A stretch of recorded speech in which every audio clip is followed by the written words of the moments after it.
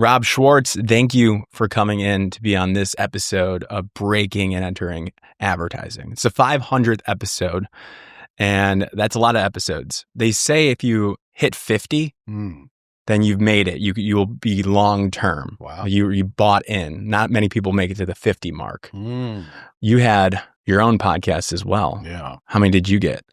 I'm going to say 38. 38. I don't know. I don't remember.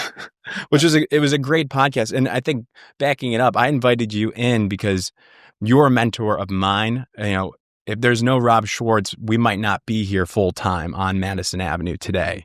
You were the catalyst. You inspired us to go full time with this company. You've been on the podcast before. So when I thought back to who I wanted to join this episode, it had to be Rob. Wow, very kind of you. I feel like I need to maybe apologize to your parents. I don't know. No, they love it. It's working, right? Yeah. It's going well. Well, first off, congratulations. 500. Wow. Thank you, sir. Thank you, amazing. sir. And I think we'll talk. I think however we want to do this, it's just a conversation about some of the lessons in the past 500 episodes. And then also you have 27 lessons that you've learned across your career working in agency land. Because you have pivoted from TBWA executive chairman to now going to be a coach for which you've always been a coach for the industry. I think that's something people have wrote about extensively and featured in Ad Age, that you've helped out so many lives. Yeah. Kind of a big outpouring. I wasn't expecting that. Really? Yeah. I don't know. I just thought I'd post the thing and I thought, listen, I'll get whatever, 5 to 7 reposts, call it a day. I mean, seriously, I was like, this will be fine. And I wound up, I don't know, it's got like over 100 now. Incredible. I scratched some kind of itch. So yeah, I was talking with Ken Bates, who's a friend of mine who's in the industry, and he was kind of like shocked, like that the industry is like, should it be such a celebration to be a coach and to help out the next generation and to be a mentor? Like, shouldn't that be kind of the standard? Is it rare to find? Like, do you find other people are giving back as much as you have? Should there be as much celebration and shock around these lessons and what you've done in your career?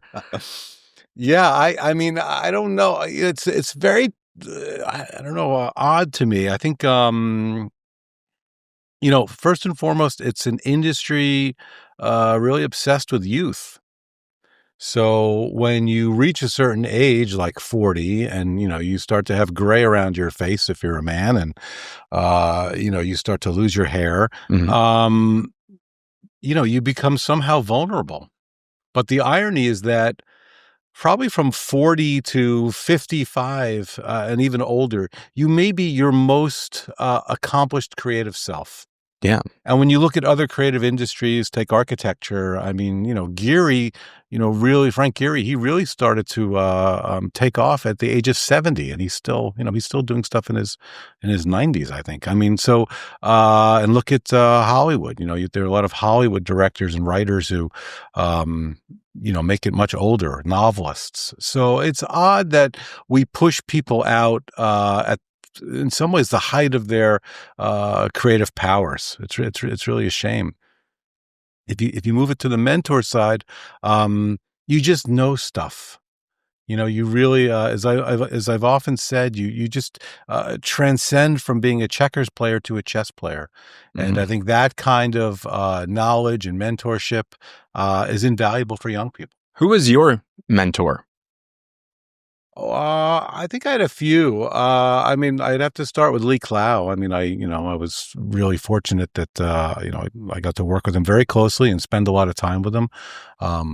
We used to, go out to lunch quite a bit to, his two favorite places. One was, Shy of Venice, which was good because the sushi was very good there.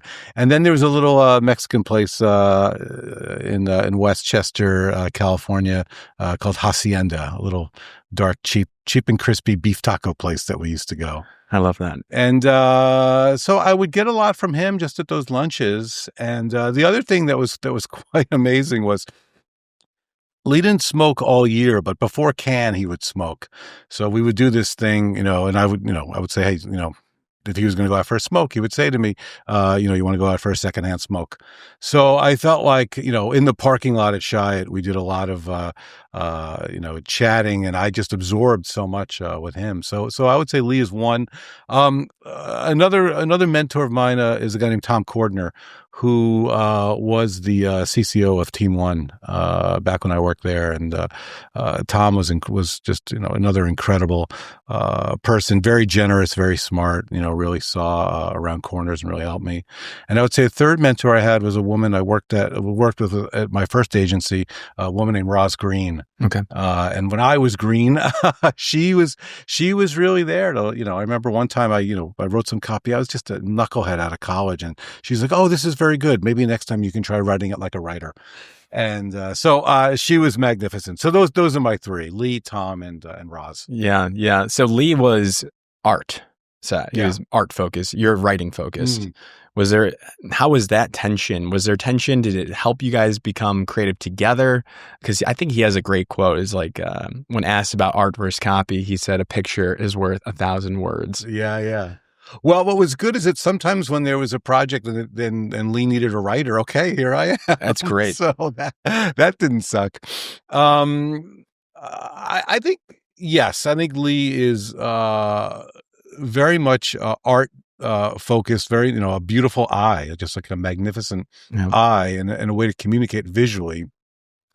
He's an excellent writer as well, but I think net Lee is what George Lois, the great George Lois, would say, was a great communicator. Mm-hmm. So whatever was the best way to tell the story, that's how it happened. I love that.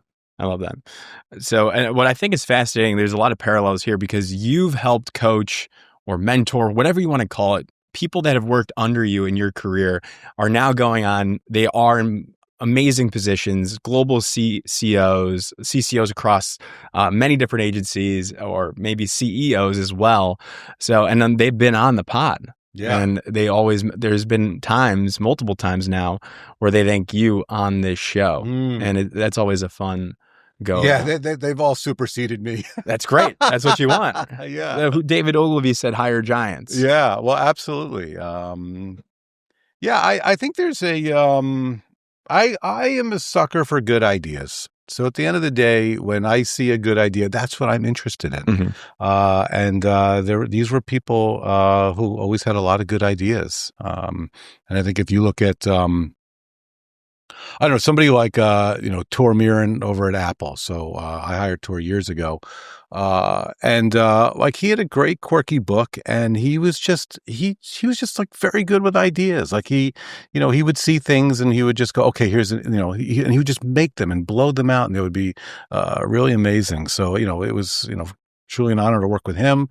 Connected to him is a guy named Don McKinney. Don McKinney is a great creative.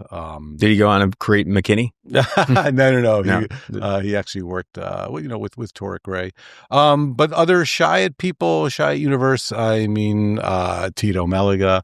Mm-hmm. I feel like, Margaret Keane, Chris Adams, Xanthi Wells, over at Pinterest. I mean, these were all people, they were all really good. And sometimes all they needed was somebody to just say, that one, like, you should really make that one amazing, or this thing is incredible. What are we doing with this? And that's how it worked. I mean, I'm thinking, Chris McNeil, Ryan Lair. I mean, they're just like so many, all these names, coming. And then I think when I got to New York, and became a CEO in New York, it was interesting because it wasn't just creatives. We worked hard to bring CBH over, and he was magnificent, showing up. But I learned about how to mentor account people. That's a different ball game. Yeah, so that was different. So when I look around, the people that I got to work with and help them in their careers, of course, Chris's partner, Nancy Reyes. I mean, she was, she taught me so much. It was great working with her. But two of the first people I hired, Carrie Lipper, she was the first account person I hired. She is now the president of Mechanism East. Nice. And Cara Wagner, she was number two. She's now the president of or CEO of Anomaly out in LA. So, if you can I don't know, help creative people, help account people.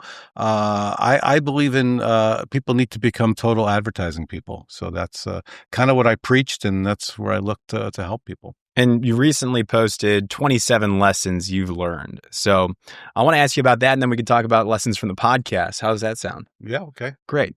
So you posted 27 lessons here, and just clean, clear lessons. Mine are not this clean and clear. Well, we'll get to those. I think, and before we get into these, another compliment you've gotten from Nancy and past guests and people I've talked to about you is you have this amazing capability to distill, to figure out what matters and pulling that from people and saying it clean and clear, which is probably very important in advertising. So that's a great compliment to get.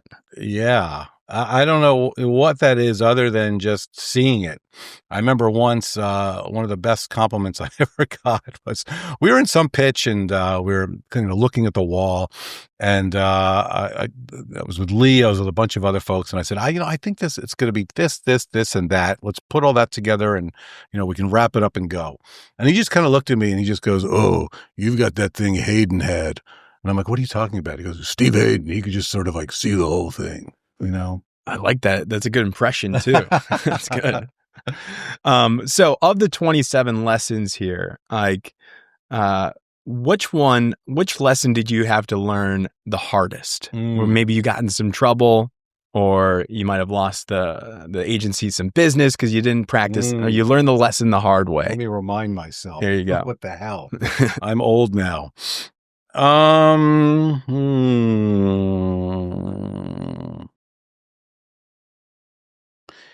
I think that I would say the first one is actually deceptively powerful. I love this one. It's not fancy, but it's show up. Show up. And I think that a lot of times people, I don't know, they're not really there. They're not fully engaged in something. They're not in the room. They're not paying attention. There's two parts. It's the physical act of showing up, and then the also the mental, that focus aspect. Yeah. Listen, I think in this day and age, you got to show up on a Zoom too. So it's not just, be there physically. I think the physical is interesting because I grew up at a time when you would show up, let's just stick with that for 1 second, a lot of good things would happen. Osmosis. And osmosis, yeah, of course, you would learn things like, oh, okay, that's how you walk into a room if you're the creative director. Yep. Oh, okay. Oh, that's how you, take feedback. That's how you push back. Wow, I'm watching great people, yes, do that. But I remember particularly at Shy, we would walk into these rooms, we would work on the walls. Like one of the masters of this was Patrick O'Neill. And, Patrick is one of the best creatives I've ever worked with. And Patrick would just have the wall designed, every idea. And you could literally, as you showed up, you could start to say, okay, this idea and maybe that idea, let's put those two things together. That could be something. And because you were in a room with other people and the work was there physically, and we were working horizontally, with the way the human brain actually works. Yeah. Left to right. You just got to better ideas. I like to say that, I can't remember what I like to say. I know, but I like to say that side by side is a lot more powerful than slide by slide. Love. Because I'm always, what was that, slide 8? What was that thing? So that's what I like about show up. That you can not only see how other people do things, but you can actually see the work and make it better. Absolutely. Yeah. And then I feel like when you show up and you're there, back to the physical aspect, you get thrown opportunities. Like, oh, you're here early. Yeah. Like, come help out with this idea, or like, we're pitching this. What do you think? And you get welcomed into rooms you might not have been. Oh yeah. There's a great story. We were pitching this Pepsi brand called Izzy. Okay. This funky little soda.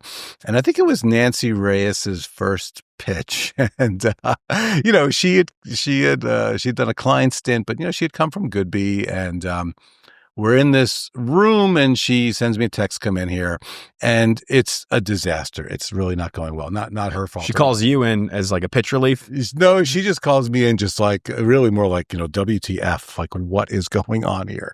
Help me understand this. Okay. And it was kind of a mess. I don't know why it was such a mess. But we had seen up on the wall, there was some very interesting, funny copy, some like social copy that was just very funny, had the tone of voice and whatever. And I was just like, who wrote this? And somebody, said the kid's name, and I said, get him down here. And because he was there, because he was actually in the agency, he shows up, and I said, this is wonderful. Can we blow this out? Put this on a truck. Put this on POP. Let's make a TV spot. Let's do this for everything. He was like, okay, this is amazing. And I said, great. And by the way, you're going to come to the meeting and pitch it. Yeah, incredible. Because he was there, and he said, "Listen, I will do all that, but you have to let me go home because I've been here all night and I've slept in this Hawaiian shirt. So clean up a little bit." Yeah. So, but because he was there, yeah, that was it. And was there, besides that, then was there another piece of advice that you felt like helped you out specifically to be successful in copywriting? A copywriting one. Yeah. Hold, please. There are a lot of good copywriting ones here. I would say that really go see your clients and take the factory tour. Okay. This is a big one. I had this conversation with George Tannenbaum recently. He's obsessed with this too. How's he doing? He's amazing. Good. He's great. And I would say that, one of the things that was very interesting when I worked on Nissan, Jay Chiat had set up that the agency would talk to the Nissan designers, like the people who actually, sketched and built the cars. So we would do that once a year. And we would go down to, they were in near La Jolla in San Diego, and we would meet with the car designers. And you would always hear something from the designers that you went, okay, we can use that. That was not in the brief. And what was great about that is that, you get like incredible insights that you just wouldn't get from, I don't know, a more generic conversation. And the frontline clients were glad that we were doing it because they, sure, maybe you guys will find something. Clients just want you to find something amazing. Yeah, that's what they wanted too. And I met a guy named Jerry Hirschberg, who was he was the creative director down there. The head designer, and he was really brilliant. And he talked about how they were, the brand was going through a real challenge, and they had a pickup truck, and the designers had an idea which said, hey, if you put a covering on the back, we can make an interesting SUV. And that idea was the Xterra. And one of the cool things about that whole experience was that the Nissan people would go and talk to these surfers and these windsurfers and these hikers, and they were gathering all this material, and it was pre-iPhone, shooting stuff on Polaroids. And when you went down to San Diego to this Nissan Design Center, they would have this room full of Polaroids. It was almost like being an archaeologist. Interesting. And this was the genesis of the whole idea. And just talking to them and understanding, how they did stuff. And we wound up doing a really interesting campaign. And the copy I wrote for it was the Nissan Xterra, everything you need, nothing you don't. Perfect. Because one of the problems that these guys had is that the things they needed, a place to put their boards, seats that would help them when their wetsuits were wet, they didn't have. So the car was able to give them everything they needed, and there was no other fluff. And incredible. So show up, try the product if it's edible, whatever it might be, experience it. I was always interested, did you care about what the consumers, would you ever do the same exercise and go to see how consumers, observational studies to see how they're interacting, what they think about the product specifically, or is that strategist work? No, I think it's everybody's work. I think to be a copywriter is to be an observer. You just have to look at people, watch people. Mm-hmm. We had this thing when I worked on McDonald's. We had this thing that the idea is often in the restaurant. Yeah. So I remember working on we were working on something in Europe. I think it was in Paris. And I just remember, going with the team, to a French McDonald's and just like, let's just sit there and observe. Yeah. What'd you see? How they act differently than U.S. McDonald's eaters? I mean, I think, everybody's a human in McDonald's. It's the great equalizer. That's the beauty of that brand, that even though you like foie gras or there are other French foods, steak tartare, what have you, at McDonald's, you crave that Big Mac just the way an American does. It's the ultimate equalizer. Yeah, 100%. Ultimate. I like that. Yeah. And there was something, we didn't wind up doing much with it. I think we made a spot with it, but we pitched it, but I don't think we sold it. But there was something interesting in that we observed that the French kids who were there, they had their phones out on the table, but they didn't look at them. And we just looked at it. We thought maybe there's actually a reverse idea where all these people come together into a McDonald's, these kids, and they order their food, and they just start talking to each other via phone. They just start texting to each other, even though they're right next to each other. Interesting. So it might have been a stupid idea, but that's what that thing inspired. Gotcha. So the 27 lessons here, you did more. It's 27 plus. 27 plus. Yeah. Did you brand it as 27 plus? Okay. I did. I see 32. And what will you ever bring back the goatee? I don't think so. That was that was a very 90s thing. I love it. They can find this. Where can they look for the full list of 27 plus things? 27 plus. You can find it on LinkedIn, or also look at my Substack, Rob Schwartz Helps, where you will see the 27 plus things and a bunch of other ways to help your work and life. You do a Substack every Sunday. Every Sunday. And it's fantastic. No, thank you. Meantime, can we talk about your stuff? Absolutely. 500 episodes. Tell me a little bit about the origin story. The origin story. Well, you're a part of the origin story, whether you know it or not. But I was graduating. I was a senior at University of Illinois, which is the best Big Ten school. Second best Big Ten school. Rob went to Michigan. And by the way, it's better than Ohio State. So. Oh, for sure. How's the football standings right now? I think Indiana and James Franklin just got fired. Oh, yeah. No, we can do a whole pod. Where is he going? Big Ten. I think he's going to the booth. I think he's going to make his living talking before he gets another job. Okay. Yeah. Interesting. Who's going to take the Penn State job? I think they're going to try to get Matt Rule from Nebraska. Yeah, he went there. Yeah. What other names did they throw out? Nick Saban, but there's no way. That was just a dream. Anyway. And Urban Meyer always. Anyways, we could go on. It's the best. Was graduating. I did everything right and was graduating. I had a full-time job lined up in Edelman's immersion program. It's like the Ogilvy Associate program, rotational program. I worked really hard to get that. I was super pumped that I got that. It's almost like a creative agency. It's like Edelman, whatever you want to. Ideas. There's ideas in there. I like the idea that I was rotating for a year on a salary. So I was like, I'm basically an intern. Getting paid to learn. Getting paid to learn. It's going to set up the foundation. Life is good. And then second semester of my senior year is March 2020. Pandemic hits. And what was interesting about this was Edelman was very nice. They said, we're going to place you in a job.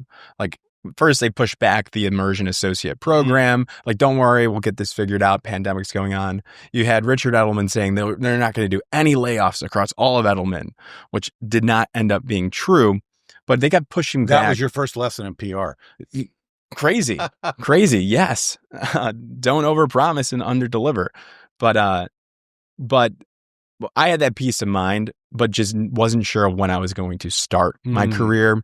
And it ended up being 9 months after I graduated. That was the start date. They just placed me. It wasn't the immersion program anymore. And by the way, what was your major? Advertising, minor in PR, and a media sales certificate.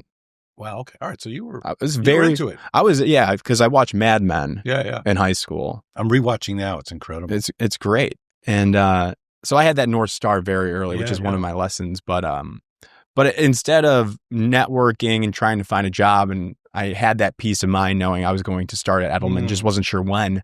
So I'm sitting in my parents' basement and there's like Tiger King on Netflix and those Zoom happy hours with like my aunts and uncles. They're making mocktails or whatever. They're doing that stuff. And I'm on those and I see at the bottom of the Zoom screen and I'm in my parents' basement, there's a record button. So I was like, what can I do with my free time? And also during the pandemic, those quarantine walks were a big thing in the suburbs. And I'm sure everybody was doing that just to get outside and breathe a little bit. I was listening to your show, the Disruptor series, you and Doug Melville. I was obsessed with that podcast. I was obsessed with learning about the industry. Ad Age had a Ad Lib podcast with Brian Breaker. There was a couple other really good podcasts that I can't think of right now. Talking to Ourselves with Omid. Yeah. He doesn't do it anymore because he doesn't like scheduling to find the guests, like scheduling guests. It's the hardest part of podcasting. Wow.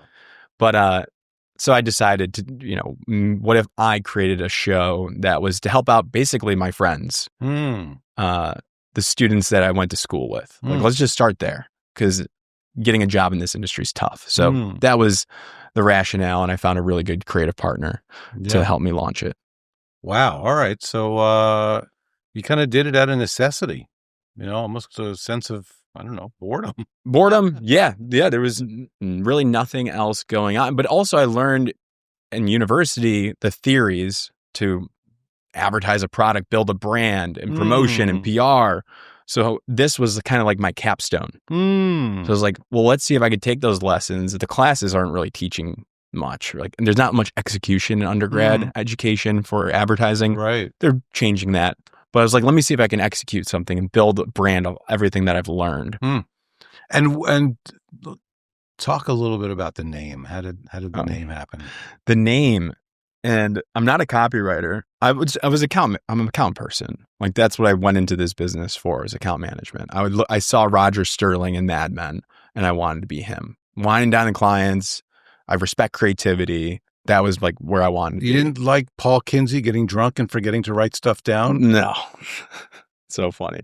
But the name, I have the paper in my apartment, the concept sheet. And it was a yellow pad folio. And I was writing down advice, add this, like all the play on words with ad at the start of it. And I'm like, these are awful. So then I started calling up the target audience, the people in my ad club, and one girl who's the first episode, Steph Maurer, who's still in this industry. She just a soundbite she gave was, why does getting a job in advertising feel like you're pulling off a grand heist? And I wrote that down. I'm like, there's something here. And like grand heist at the things of course, I'm like playing video games growing up, heist, Grand Theft Auto, like kind of like breaking and entering. That's where I kind of wrote that down. And that's where the name came in. Pays to listen. What's that? It pays to listen. Pays to listen. Yeah. That's great. All right. So you're in the basement, you've got the idea, and then you start interviewing. Yep. So who were some of the first people you interviewed? That girl I mentioned, I just started nice and easy with Steph Maurer, co-president of this ad club, University of Illinois, senior as well. So target audience. Kind of a peer. Exactly a peer, friend. And then it started, and then another friend. So she was account, and I'm like, well, now we have to figure out copywriting. Who's somebody trying to break into copywriting? How is she doing it? So then the other person, another colleague of mine. And then I got to some professors and everybody in university who's listening now in undergrad, who made it. So a couple of years older, they celebrate the people in the program, who led the ad club a couple of years older. They're at a good agency or maybe they're at Amazon. So I started reaching out to those people. And then what I did was at the end of in order to get on the show, guests to fill out the Calendly had to give me 3 names. Oh. Snowball effect. So then I just reached out to those snowballs and said, oh, Rob Schwartz mentioned that you'd be interested in coming on the show or you would be a good guest. Wow. And good then, hustle. I like it. So that was the snowball then. And just staying consistent every single week, no matter what. All right. So who was like a big breakthrough guest in his early guests? I'll tell you right now, I was in the Grand Canyon, or I was on a road trip with my buddies, post-grad. Out of the basement, road trip. We just graduated we didn't even get to walk as undergrads, which kind of sucked. Yeah. But I'm in the RV.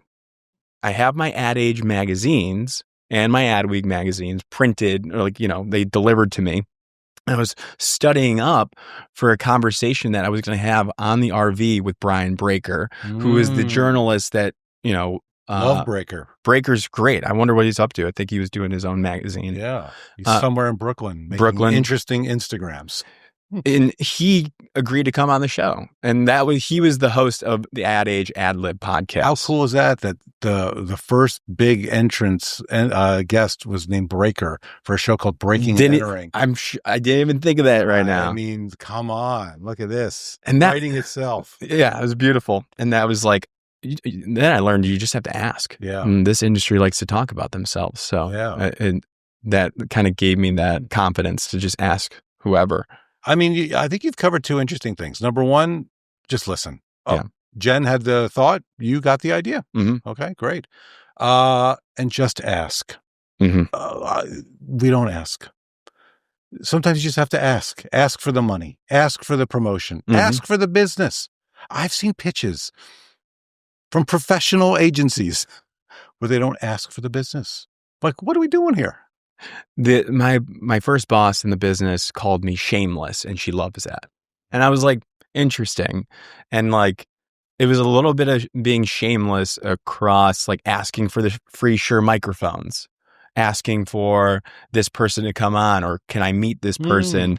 I just had no shame in asking to help build it. And I think because of that, I had a good goal, is to help out the next generation. Yeah. It wasn't because for me, it was for the, let's help people get jobs in this industry. And by the way, I think that's a very noble mission for Breaking and Entering. And that was something you had early on. Did you feel that was an idea early on? To help the mission, which I established right away, was to help people break in and thrive in this industry. That's always been it. And now it's changed a little bit. I think with the content that we're creating today as as our media company, it's creating content to help people break in and thrive in the industry, but probably more in the thrive in part, having fun with it too. Like knowing the news of the day can help anybody break in or thrive in the industry. You talk with your professors, or you're getting ready for an interview, or you're talking to your boss. If you're in an agency, you need to know the stories of the day. So that mission is still there, and the long form podcast still is there to help people break in like that. So there's different components of it. I love that. Yeah. All right. Well, we're going to get to some of the new things, but first and foremost, I also want to understand that you start to do this, and you had this Edelman thing, and I met you. I think Havas. Where were you? You ended up getting a day job somewhere, right? Like a job. Yeah. I started at Edelman, and that I did that for 5 months. I left. I couldn't do it. And then I worked at a portfolio school for a year because of the podcast, and I actually at the portfolio school was understanding how do you create a concept, because I was an administrator for a portfolio school. So I saw the curriculum, I sat in on classes, I saw the papers on the wall. So I got to understand, like, what does it take to break in on the creative side? So I did that for a year. And then Havas, Myra Nussbaum, called me on the 100th episode. We posted her. She said, you should come and do comms, which was a 7-year plus experience job. And I had like 1.5 years at that point because of the podcast, interviewing journalists along the way. How cool. Yeah. How cool. So, all right. So now you're over at Havas. I think this is fascinating. And then you're still doing the pod. Every week. And was there a moment when you went, why is this just a side hustle? Can this be my real gig? Campaign US Magazine award show.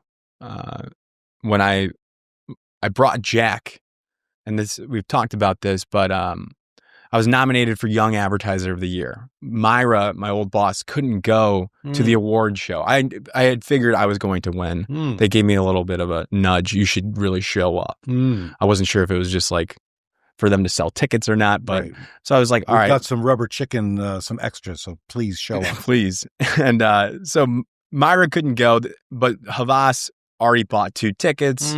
So I told Jack, why don't you skip work one day, come to New York for this thing? It'd be fun. And Jack was like, what, like an accountant? He's in finance. He was a consultant.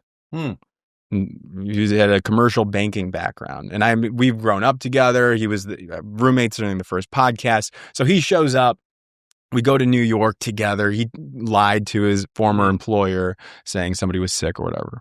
And, or I've got some opportunities in debt financing in the advertising business. Let me. Is there a lot of that? Is there a lot of debt financing? I don't even know what I just said. I like that. And but he shows up, and then it was when I was there, I didn't really realize it, but I saw hundreds of people I've interviewed at this campaign award show, and they're all like they're winning awards, and I'm going up and they're coming up to me. I'm having conversations, and he's like outside of this industry. And it took that neutral third party perspective to say, you have something here. You're 24 years old, 25 years old. You shouldn't be shaking hands, and they're coming up to you. Yeah. When they just won like agency of the year and they're coming to you. Right. And I didn't even realize it, what that meant. And then we started having that conversation. He's like, what have you built? We thought you were just a dumb podcast or whatever it might be. And you've been doing it every week. You've skipped out on social stuff. Right. But you've built something here. How can we capture it? And that we didn't really know, but that was the moment where like, we have something to go full time with, maybe. Wow. And then we started calling people. And then you, obviously, as a mentor, we pitch you first. We're like, here's a business plan. Here's our Kawasaki. And we want to get your eyes on it. So you were the first person that we had conversations with about. And you were the one that said, you have something, go for it. I just got a high sign. It's a 30-minute mark. Yeah. Are we going to do a part 2 of this? No, we can keep going. Yeah. We're just getting to like a cool part here. Ellie's kicking us. We're done. Can we just keep going and then you can give us another 30? Yeah. We can part 2 this thing. Yeah. All right. So amazing. So you go from kind of side hustle. I would say this became a side muscle. Something got really strong here for you. And then you're like, maybe we have a business. And that's when you and I started chatting. Yeah. You had, I remember you had your deck. You had like a 12-page deck. Yep. Kept it tight. And I gave the advice I give to a lot of people when they show me business. And I use this when I was a CEO. And it was Guy Kawasaki's 10 magic slides. The best. Right? I mean, this is incredible. For the folks out there, if you're going to start a business, get the Guy Kawasaki 10 slides. And I think that was your homework. And then I think you came back, I don't know, a couple of weeks later and it was there. I mean, at least for me, you showed that to me and I just thought, F me, that is amazing. Thank you. Yeah, that was the homework. And Jack and I, we spent basically from that award show every single day after work. We would wake up in the morning before work, play basketball in Chicago, like by the lake. We'd play basketball, run our drills, go to our day jobs, texting in the middle of our day jobs, like, what about this? What about this? And then we would meet up. He would either come to Havas after hours or we would go to a coffee shop by him and we would work on that Kawasaki. Okay. And then we would be like, well, Rob, like this, let's make this change. But we did that after work. And weekends, we called them CRM Saturdays. That was like our favorite thing. It was like, let's build up our list here. Like just catch all for working on the weekends. Yeah. It was fun. Wow. Amazing. Yeah. And I think what's interesting is that you came in as you call yourself an account person. He comes in as a consultant, which I think is interesting. So you have the idea, you kind of built it. I would say you kind of built the broccoli, but then you launched this idea, which I would argue is wildly creative. Like, I think this is a very creative company. The way you guys do the 60 seconds of ad news, the way you've done the podcast, your aesthetic. I mean, this is a very creative company. So what happened between a consultant and a recovering ad guy? How did you get so creative? Oh, I'm flattered. Coming from you, that means a lot. I don't know. Like we are buddies.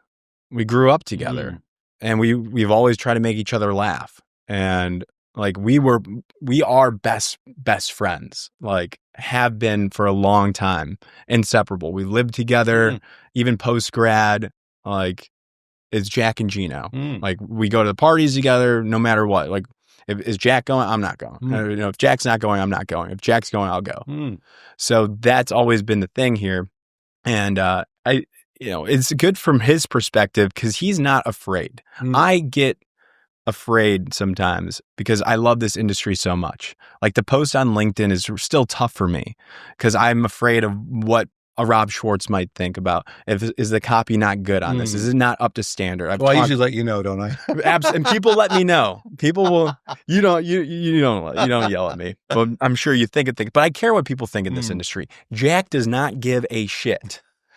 He doesn't. And no, like if Lee Clow were to trash us on LinkedIn, I would be devastated. Jack would go, "Who's this old dude? Right. Who cares?" Well, I think what's interesting is that you've got shameless and fearless. I mean, that's how you guys seem to be operating. Exactly. And I think what's also been interesting is that you're somehow changing the way that the industry is talking about itself. Because I would say, there's been a lot of years, especially post-COVID, where the business has been very down on itself. We're chronically the end of advertising, and we don't like anything, and everything's terrible, and nothing's good. But you guys celebrate when you see good things in the business. And I think wild. I'm feeling like you are changing how the business is feeling about itself. I love that. That's exactly what we want to do. We celebrate it. Like I'm on the fishbowl every once in a while. Like it's awful sometimes. And I get that this industry is hard. It's not easy. It's demand. There's pressures all over. AI might replace jobs faster time. I know all those narratives. I did it for a little bit. I can't say I was in it for a long time, but I've talked with people, and not just the CCOs that are doing really well. We have friends that are in the mid-level roles. I'm keeping tabs on them. I hear what they're saying and those fears. We recognize that. So we feel indebted, if we're going to be here having fun, like we want to make sure that we can remind people why you got into this industry. It's to come up with ideas that are good and have fun along the way. What other business or category can you have a creative partner in crime and come up with ideas for a living? So we want to celebrate that in a fun way. Yeah, no, absolutely. And I think what's also interesting that people forget is that this kind of energy and creativity actually creates commerce. You're actually building a business. Yeah. It's not just, we have fun little 2 employees here that now it's a different ballgame because I care about them. I want to make sure that they're thriving and we can grow their careers. And it's because of what we're doing. The whiteboard is, and I just sent out an email to Ross and Ellie. This whiteboard is one of the big reasons why we were able to hire you. So how do we find that success on Instagram? We're working on that. So that's like the reinvention portion of it. And you're also getting audience. You're building audience, right? We are. We're growing around 1,000 followers per week on LinkedIn. Amazing. And I think I want people to be excited when they get a breaking and entering notification that they tagged you on a post. I don't know what that feels like, but I want that to be the most exciting part of somebody's morning if they get that tag, or if they don't know what's going on, but we know we're going to be shouting their name or shouting their work and maybe throwing Jack into the whiteboard and he might go crazy. Well, listen, I think that what people forget is that, when you have the eyeballs, you have the power. And, that's our business. That's why television used to be such a powerful media, because that's where all the people are. Yeah. So you're generating the eyeballs now. And that's what makes this a powerful, I would say, undeniable media company, not just, a fun thing to watch. It is.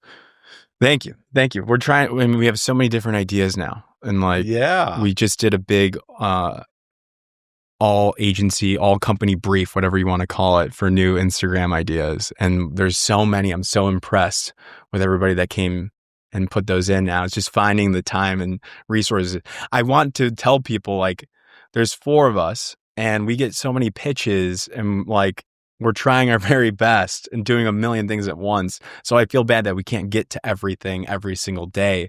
And getting on that whiteboard is no easy task, because we're looking at the 4 stories you need to know. So we're very strict on what gets on that board. Interesting. Well, you kind of remind me a little bit of the early days of MTV. You're building something relevant for people, and it's cool, and people want to participate. Thank you. Thank you. In the B2B world, the MTV of B2B. Oh, I like that. The MTV of B2B. Love it. So the other thing that's interesting is, I would say, the broccoli of this business, which is you actually provide a real service to people, which is helping people break in. Mm-hmm. And how, you've seen, a large number of break-ins now. Yeah. What does breaking in look like today? Breaking in looks like today. It's not easy. The person that breaks in today has to be focused. They have to nerd up and know themselves and know the industry. It was hard to break in when I broke in, and I'm sure it was hard to break in when you broke in. Yeah, impossible. So now today, you need to know exactly what role you want to break into and who you want to work with, where they're at. You have to be very focused on that path here. I say it's better to shoot with a sniper than a shotgun, and you can't spray your portfolio everywhere. The work that's in your portfolio needs to be tailored and not sprayed all across in different tones and all that. So you have to be focused and also disciplined. Focusing on your craft and just everything needs to be tailored and has to have a strategy to it. That person will break in than compared to anybody else. All right. Well, good advice. Now, you said you had a number of new things happening, so tell me some new things that are going to happen. New things. We just did a variety show. We're launching basically a fever dream of all of our bits, like the litigation station we just did this morning, but we're doing that with Air, a sponsor of ours. So they just said they bought 5 variety shows. So we're filming those like crazy. And by variety shows, say more. Is this like... This is a 20-minute, they're SNL-like skits. Like actual skits? And actual skits, basically all... acts? Just us going around the wild, we had Chris Beresford Hill. We did our TBH with CBH. We'd be great at that. All of our past bits, like basically Jack and I going around New York, talking to advertising agencies or doing ads in the wild, all of our little social series, combining that into a 20-minute sketch. And so we just released the first episode of that. Wow. We have Ross and Ellie, our producer and editor, that are full-time with us. We're going to continue to create content. We actually just kind of got some good criticism from our partnerships team, Smooth Media. And it was the best thing that they could have told us, because we've been doing 60-second news for so long, since mid-January of this year. So that's like 200, 300 consistent episodes. We haven't missed a day. They said the format you're doing might be good for LinkedIn, right? Because you can tag, you can get all the stories, you tag the brand, the CMOs, and all that. But for Instagram, you need to focus on one thing. Instagram users are not built like LinkedIn users. No, they like cashmere sweaters. They like cashmere sweaters. Yeah. They like selfies, whatever that might be. So we're changing the format for 60-second news on Instagram. We also released, being focused on Instagram, we've released today's top ad that's performing insanely well. That's great. Because it's the one ad, beautiful captured title slide going into the actual ad. We do that every day. It gets many shares compared to what we've posted already. So we're being a little bit more focused on Instagram, growing that audience as well. Love that. We're doing agency break-in tours. So we're going to go to different cities and figure out what it's like to work in Austin, San Francisco. Wow. Those are the 2 that we have slated now. And then we have 4 agencies highlighted in those cities. And we're going to answer the question, what is it like to work in Austin? What is it like to work in San Francisco? And then more specifically, what is it like to work at your specific agency? Terrific. So we'll get a little bit of juxtaposition there on those different agencies. Wow. There's only 4 of you. I think you're going to need some more people. We need more people. We are always looking for good talent. Social editors, people that could be on the camera. We brought in Dakota Ray Lowe. Oh, right. She's at Edelman, actually, and she's a social strategist there, and she's doing the culture corner. So we're bringing in new faces. Correspondents maybe doing stuff, Absolutely. Interesting. I like it. And all right, so how are you going to keep this thing fresh? How are you going to keep it rebellious? Oh, I mean, listen, if we come across a large sum of money, we will change our personalities. Capital raise. We're feeling the capital raise. Why not? Capital raise? Yeah, why not? We don't need to right now. I don't think we do. You don't think so? We had this conversation. There were some people approaching us. Yeah. And, there's some conversations. One we looked at pretty Yeah. seriously, and we had a conversation with our financial team, which is just our buddies from college that are in the industry. I think I forgot what it was exactly. It's like, are you profitable? Like, are you able to do exactly what you want to do? Are you bringing in the money to be independent? And we looked at each other and we said, yeah, we don't need it right now. So if those sponsorship dollars keep coming in and we can bring in more people and we can operate organically, we'll continue to do so. Unless we hit a ceiling. Yeah. It's like, okay, we can't. We're burnt out. The bandwidth is too low. We need more people than we might entertain in the future. All right. Well, hold on to your shekels. Maybe not this month, but soon enough. All right. Well, coming down to some of your last things that we were going to talk about.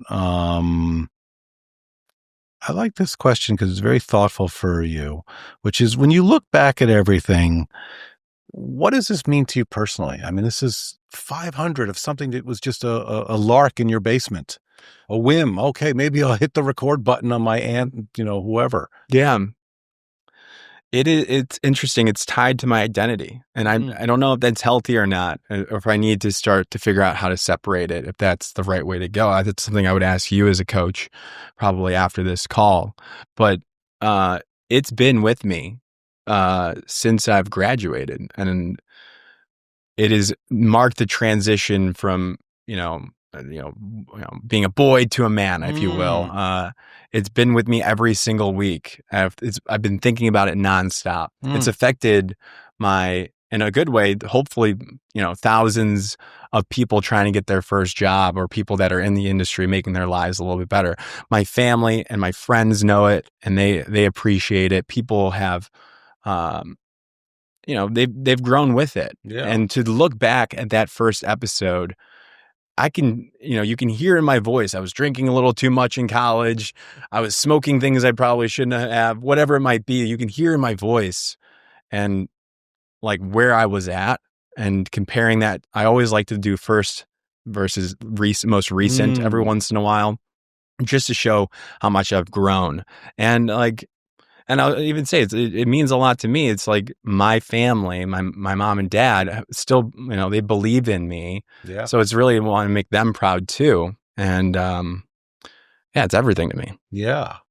Well, I think you've changed an industry. Thank you. Not a lot of people can say that. You've changed it for the better. And, there's not a person that I talk to who doesn't love this show and what you're doing. Thank you. It can be a lot sometimes. We know that we go crazy, and like seeing us every day, because we post every single day, I know there might be some wear on it. So we're going to keep it fresh. We're going to come up with new ideas. But people appreciate it. And I'll say, personally from my life, I mean, it's been great to meet you. You've changed my world and my worldview. So I thank you for that. Thank you, Rob. I mean, like I said at the start of the episode, if you didn't push us and teach us about the Kawasaki and believe in us when we were working our full-time jobs, myself at Havas and Jack at Protivity, we might not be here today on Madison Avenue. We might not be on Wall Street. That's where we might be moving soon. Big scoop. Big scoop right here. Are we scooping here? We might be scooping here. By the way, we are here at a media company, so why not? Scooping. So I appreciate all that you've done. So and I think the 27 plus lessons and like what you've done, because we've known each other for a couple of years now, how that has kind of extrapolated across all the people you've mentored. You've done so much for this industry, and I just appreciate you and everything you've done. All right. Well, I don't know if we can do anything better than that. No, we got it. Wonderful, Rob. Well, thank you for joining the 500th episode. Yeah, great to be here. And I hope to be here for the 1,000th. You will. Keep it going.